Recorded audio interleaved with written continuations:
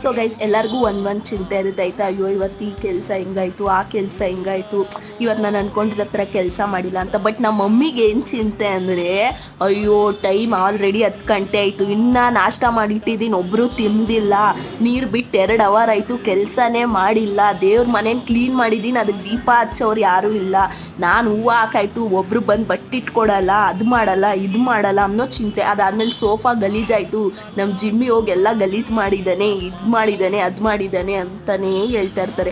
ಅದ್ರ ಮಧ್ಯದಲ್ಲಿ ನಮ್ಮ ಮಮ್ಮಿ ಇಷ್ಟು ಕತೆಗಳನ್ನ ಕೇಳಿ ನಾನೇನು ಮಾಡ್ತಾ ಇರ್ತೀನಿ ಗೊತ್ತಾ ಗೈಸ್, ಈ ಥರ ಇನ್ಸ್ಟಾಗ್ರಾಮ್ ನೋಡ್ತಾ ಇರ್ತೀನಿ ಅಂದ್ಕೊಳ್ಳಿ, ಬರೀ ಸ್ವೀಟ್ಸ್ದು ಇಲ್ಲಾಂದರೆ ಮಸಾಲೆ ದೋಸೆ ಅದು ಇದು ಬರ್ತಾ ಇರುತ್ತೆ.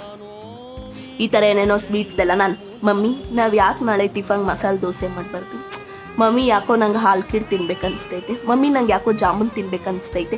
ಸೊ ಈ ಥರ ಹೇಳಿ ನಮ್ಮ ಅಮ್ಮನ ಇನ್ನೂ ಟ್ರಿಗರ್ ಮಾಡಿ ಅವ್ರ ಕೈಲಿ ಬೈಸ್ಕೊಳ್ಳೋಷ್ಟು